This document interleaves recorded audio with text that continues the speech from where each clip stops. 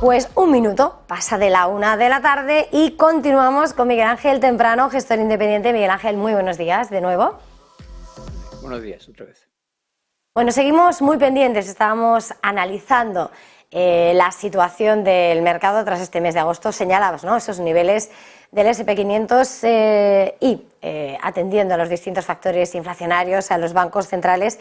Y se nos ha colado en la actualidad del día esas noticias que hablan sobre ese acuerdo del grano entre esos encuentros de Putin y Erdogan, con la esperanza de que el turco vuelva a conseguir auspiciar para sacar adelante ese grano, en un momento en que la comunidad internacional sí denuncia el aumento de la crisis alimentaria. Rusia dice que no. ¿Cómo estás viendo en estos momentos esa crisis, sobre todo cuando estamos tan preocupados por esa inflación y como al mismo tiempo acrecienta, por otra parte, la guerra en ese aspecto, en esa batalla? Bueno, en primer lugar, el que esté Erdogan metida en este ajo no es casualidad. Turquía controla el estrecho del Bósforo, que es la llegada desde el estrecho de Darnelos al mar Negro. Darnelos, Bósforo, Mar Negro, que es de donde sale el puerto, de donde es el punto de embarque de grano, que es en Odessa, en Ucrania, ¿no? Entonces, el que esté ahí metido no es una casualidad. Primero por su posición geográfica y después porque geopolíticamente le interesa. Claro, ¿qué ocurre? Que Turquía es un país de la OTAN. De hecho, la base de Incirlik que tienen la OTAN y copada fundamentalmente además por los americanos en Turquía no es ninguna broma, es de donde salen todas las misiones o la gran mayoría de las misiones que se realizan luego posteriormente en Oriente Medio. Es decir, es un punto crítico, con lo cual está jugando, veamos, a varias cartas. Por una parte, me interesa que los occidentales entiendan que yo soy el parapeto de la migración que llega desde las zonas de conflicto como Siria. Segundo, que yo controlo los dos estrechos para salir del grano de Ucrania. Y tercero, que nadie se olvide que aunque yo sea un país de la OTAN, los europeos no me aceptan en la Unión Europea. Por lo tanto, bueno, que voy a empezar a jugar a muchas bandas. O sea, la posición de Erdogan es una posición que, casualidades de la vida, es muy importante y la está jugando muy, muy bien, ¿no? Entonces, el acuerdo del grano es fundamental, pero no solamente para que se pueda alimentar a muchísimos países de África, porque mucho grano de ese, aunque no se crea, viene a Europa, que se emplea para alimentar al ganado. Entonces, es fundamental el que se deje. El principal granero de Europa hoy en día es Rusia y detrás es Ucrania. Si no dejas sacar el grano de Ucrania, pues apaga y vámonos. Es decir, tenemos todos un problema de tres pares de narices. No porque dejemos de comer pan, porque ese grano no va al pan, pero sí va a alimentar al ganado, que es necesario para la alimentación de los europeos. Además de que en África se mueren de hambre. Entonces, un acuerdo de estos es altamente positivo. Si además, si tuviésemos la desgracia de que por cualquier motivo, porque firmar un acuerdo con Rusia en una situación como la que tenemos actualmente de guerra, puede ser válido hoy y mañana dejar de ser válido por cualquier motivo, Dios sabe cuál, ¿no? El que no salga grano es un factor altamente inflacionario. ¿Por qué? Pues por lo que acabo de decir. Es decir, atacas a una de las principales fuentes de alimento de una de las principales fuentes de alimentos frescos.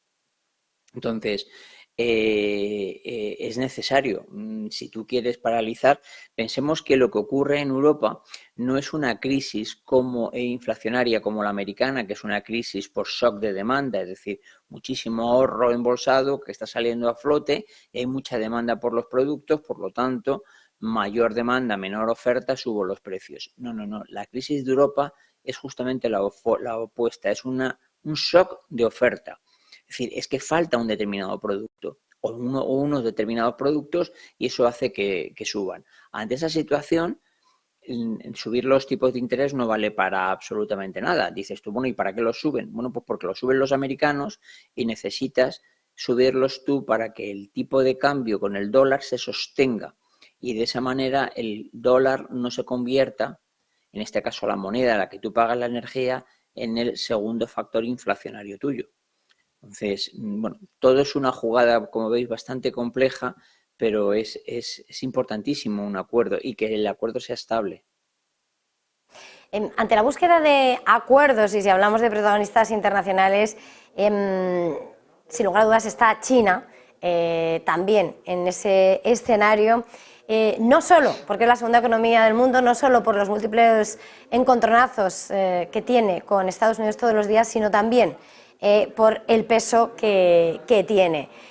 Más allá de su propia economía interna, sobre la que también querría que hoy nos detuviéramos, sobre todo después de esas ayudas inmobiliarias, pero antes quería preguntarles si en este momento y después de un año de continuas visitas, pero que parece que las tensiones no se liman, teme unas repercusiones, un empeoramiento, trascendencia en el comercio por esas fricciones entre Estados Unidos y China, ahora que hasta Xi Jinping no va a ir a la cumbre del G20 y cuestiona, ¿no?, lo que es la voz del peso de G20.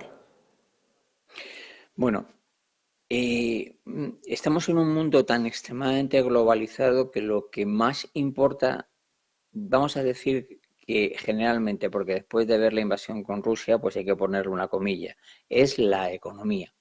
La colonización china no se ha realizado como se han realizado las otras colonizaciones previamente. La colonización china es una colonización económica. Ellos están colonizando a una velocidad increíble África y Sudamérica, pero no con una invasión militar, no con la presencia de tropas, no, sino con la presencia y el dominio de su comercio.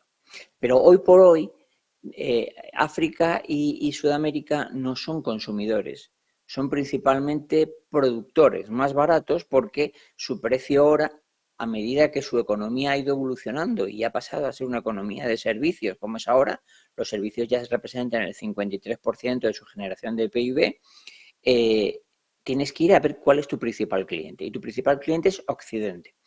Yo descarto algo que hace escasamente 3 años todos, y yo el primero dábamos por hecho, que es que China iba a ocupar el primer puesto en el ranking, iba a superar a los Estados Unidos. Ya ese tema lo descarto por completo. Su subida de coste laboral ha hecho que las inversiones se dispersen, salgan de allí y empiecen a ir a la zona llamada Euroasia, que es una zona donde la tarifa es mucho más competitiva. En el norte de la India produces por 2,5 dólares la hora, mientras que en China la media está ya en 8, ¿no? Entonces, claro, si tú ahora lo que no puedes es cargarte a tu primer cliente, igual que Occidente no puede cargarse a su principal proveedor. Entonces, habrá tensiones, habrá problemas, habrá críticas, pero el comercio no se va a cortar, porque si se corta el comercio, me dices, bueno, pero sale más perjudicado uno que otro. Esto es como una bomba nuclear, me da exactamente igual si mueren más de los tuyos que de los míos. O sea, entonces en la economía ocurre igual. Llega un momento donde el daño es tan grande que qué más me da si si Occidente sale más dañado que China o viceversa. Por lo tanto, a ninguno le interesa que esto llegue a ese nivel. Habrá y seguirá habiendo tensiones porque Occidente se ha dejado ir en la globalización y ha permitido que gran mayoría de los componentes, y recuerdo que un tercio de todos los componentes finales y productos intermedios electrónicos se fabrican en China. Eso es una salvajada. Eso es una dependencia absoluta de un país. Entonces, poco a poco, Occidente lo que va a intentar es diversificar ese gravísimo problema que tiene. Problema que a los chinos obviamente no le interesa que diversifique, porque lo que le quita no solamente es poder económico, le quita influencia. Por lo tanto, va a hacer todo lo posible. Y vamos a ver durante un largo periodo de tiempo tensiones, declaraciones, pero dudo muy mucho que llegamos a ver una situación real de un problema real que paralice el comercio de manera significativa entre Occidente y China y viceversa, porque no le interesa a nadie, ¿no? Y yo creo que los chinos se les podrá acusar de muchas cosas, pero de tontos no es una de ellas. Hablando precisamente sobre la economía china, ya propiamente como esa segunda economía del mundo, pero un pilar tan fundamental, sobre todo en ese contrapeso de los distintos polos, ¿no?, en los que se está polarizando esas relaciones comerciales. Hemos visto cómo por fin se estaban esperando muchas ayudas, muchos estímulos, y finalmente terminábamos la semana con esas ayudas para el sector inmobiliario, que es uno de esos grandes pilares de la economía china. Y hoy, además, se ha visto en la propia bolsa de Hong Kong todo el sector disparado. ¿Cómo ves? ¿Cuál es la posición del gigante y, sobre todo, cómo veíamos, cómo decepcionaba esa vuelta al ciclo después de dejar los aislamientos de 3 años? ¿Cómo ves a China a estas alturas? Bueno, vamos a ver, el gobierno de Xi, cuando entró en el poder, se propuso que en su quinquenio, perdón, un 10% de la clase pobre, que era el 80% de la población china, pasase a ser de la clase media. Eso es una barbaridad. Si tú ibas a China, cualquier ciudad china, y te alojabas en un hotel chino, es decir, no de cadena americana o de cadena europea, de los que todos conocemos, te veías que en los halls de los hoteles había una mega maqueta de alguna producción inmobiliaria. Bien, el sector inmobiliario en China es hoy en día, lo que pasa es que tiende a ser menor, ha llegado a ser un 25% de la generación de PIB. Para que contextualicemos lo importante que es esa cifra, lo brutal que es esa cifra, en España, cuando la crisis inmobiliaria, el sector inmobiliario suponía el 11% y parecía que el país se hundía, lo cual significa que un 20% es una verdadera salvajada. ¿Eso por qué era así? Porque el gobierno de Xi lo que intentaba era a que hubiese una migración masiva de población del centro del país a las zonas costeras y ahí montar fábricas. ¿Por qué? Pues porque una de sus principales potencias de producción era exportar. Y obviamente tus costes logísticos disminuyen, tus costes y tus tiempos logísticos disminuyen de una manera brutal si tú produces cerca del punto logístico de salida. Eso generó que hubiese una cantidad de inmobiliarias brutal. De hecho, Evergrande no era ni la más grande, era la tercera. Country Garden era todavía mayor. Y se empezó a generar un apalancamiento salvaje en estas inmobiliarias. El apalancamiento llegaba, igual que ocurrió en España, llegaba de dos maneras. Uno, el apalancamiento bancario, pero el segundo es el apalancamiento con los clientes. ¿Y cómo es ese? Pues que vendo sobre plano. Es decir, es el cliente, el futuro comprador de la casa, el que mediante anticipos me da ese dinero. ¿A qué se ha derivado la problemática de esta crisis? Bueno, pues primero tuvimos el caso de Evergrande, que ya nos encendió la bombilla a todos. Pero después, cuando analizas las cifras, te das cuenta de que en solo 3 años el apalancamiento neto inmobiliario en China ha pasado de 200.000 millones de yuanes a 28.000 millones de yuanes. Es decir, es una barbaridad. Y eso se ha hecho por dos maneras. La primera, pues porque los chinos han cogido y el ahorro que tenían en vista del riesgo y la potencial subida de tipos, dado que lo están viendo en Occidente, lo que han hecho han repagado deuda. Y la siguiente es que la gente no ha comprado más casas, es decir, ha dejado de invertir, con lo cual te encuentras con que las compañías inmobiliarias acostumbradas a un apalancamiento sistemático, no digo que sea un esquema Ponzi, pero todo el mundo entiende cómo funciona esto, pues recibían dinero de los potenciales nuevos clientes para acabar de construir las casas que estaban construyendo, y así era una bola que te hacías cada vez más grande. De repente te cortan una vía de financiación porque la gente no compra más casas y te hundes. Y no es que esté Evergrande, es que están unas pocas de ellas, están tocadas de muerte. ¿Cómo las vas a salvar? Única y exclusivamente con ayuda del gobierno.